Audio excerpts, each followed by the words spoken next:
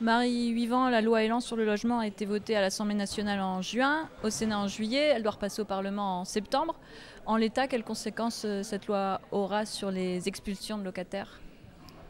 En l'état, cette loi telle qu'elle a donc été votée en dernière lecture au Sénat, cette loi aura des conséquences que nous on juge dramatiques sur les locataires par rapport aux expulsions notamment. Par rapport à cette question des expulsions, le Sénat prévoit une diminution par 2 des délais minimums qui peuvent être laissés par un juge pour permettre aux locataires de libérer le logement. Donc ces délais vont être réduits par 2, c'est-à-dire qu'à partir du moment où le juge rendra sa décision, le locataire n'aura plus qu'un mois pour quitter le logement. L'autre mesure au sujet des expulsions qui nous préoccupe beaucoup aussi, c'est le caractère automatique des expulsions dès lors que le propriétaire le demande dans le cas des locataires dont le locataire en titre ou l'un des membres a été reconnu coupable de trafic ou de détention de produits stupéfiants, dès lors même qu'il n'y a pas eu de troubles, etc. Uniquement pour cette condamnation, la personne pourra être expulsée. Voilà. Donc par rapport à la procédure même d'expulsion, c'est ceci qui nous préoccupe, mais il y a aussi d'autres sujets dans cette loi qui nous inquiètent. Par exemple, vous dénoncez cette loi comme étant une loi spécifiquement anti-squatteur. Ouais. Concrètement, pourquoi ? Alors c'est une loi anti-squatteur et plus largement anti-occupant sans titre, puisque la loi prévoit la criminalisation, la pénalisation de l'ensemble des occupants sans titre. Donc les occupants sans titre, ça peut être les squatteurs, ça peut être les locataires ou sous-locataires qui n'ont pas de bail. Ça peut être aussi, puisque c'est dans l'actualité aujourd'hui beaucoup malheureusement avec le grave incendie qu'il y a eu à Aubervilliers, ça peut être aussi les victimes de marchands de sommeil. Et ce que prévoit cette loi, c'est que ces habitants qui n'auront pas de bail, dès lors que le propriétaire le demandera, ces habitants seront expulsés sans aucun délai et sans passer par un juge. Ça sera une simple décision administrative, donc c'est le préfet uniquement qui prendra la décision de les expulser. Et 2, ils seront ils pourront être poursuivis au pénal et ils risquent 1 an de prison et 7 500 € d'amende.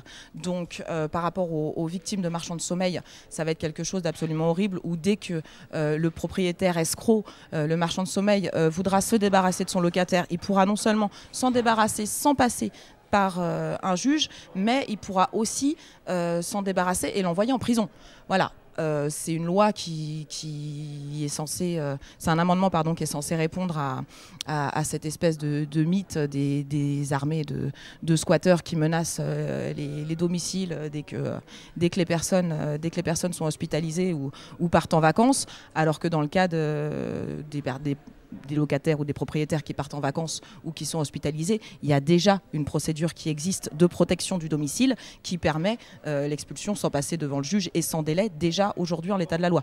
Là, c'est quelque chose de nouveau qui va s'appliquer à l'ensemble des occupants sans titre. Donc à la fois, ça coupera complètement à la fois il n'y aura plus de squat, il n'y aura plus de réquisition citoyenne et les locataires et sous-locataires sans titre éventuellement victimes de marchands de sommeil, risqueront la prison. Il y a un dernier type aussi d'habitants qui est particulièrement visé par un des articles de cette loi, qui concerne les territoires de Mayotte et de Guyane. Ce sont les habitants des habitats autoconstruits, c'est ça ? Oui, c'est ça. C'est-à-dire qu'il y a beaucoup en Guyane ou à Mayotte de quartiers qui ont été construits comme ça au fur et à mesure, parfois depuis des années, des dizaines d'années, etc., et qui sont devenus de véritables quartiers où des gens vivent depuis plusieurs générations. Et par cette loi, il y aura aussi là, la possibilité d'expulsion et de démolition sur simple décision du préfet de tous ces logements. Et concrètement, il y a encore une possibilité qu'au niveau législatif, ces points-là de la loi soient modifiés ? Concrètement, notamment par rapport aux 2 premiers points sur la rapidité des expulsions et sur la criminalisation des occupants sans titre, ce sont des amendements qui n'ont été votés que par le Sénat. Et donc là, il va y avoir une commission le 18 septembre où des représentants des 2 chambres doivent se mettre d'accord sur le texte final. Donc pour ces 2 parties, pour ces deux sujets, rien n'est encore joué. Donc c'est pour ça qu'il est absolument indispensable qu'il y ait une mobilisation.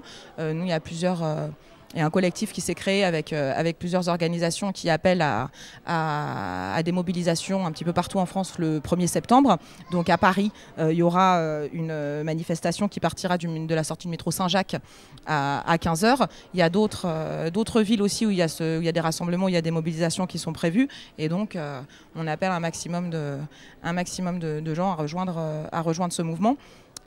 Et là, dans le cadre de l'université d'été, il y a demain, le DAL 38 et Droit au logement en général organise demain un débat à la réquisition 6 rue Jay à partir de 14h, un débat justement sur le squat et les autres formes d'habitat, donc un débat à 14h rue Jay et qui sera suivi d'une petite balade. Et pour ceux qui veulent venir uniquement pour la partie petite balade, c'est rendez-vous 15h30 devant l'entrée de l'université. Merci. Voilà. Merci beaucoup.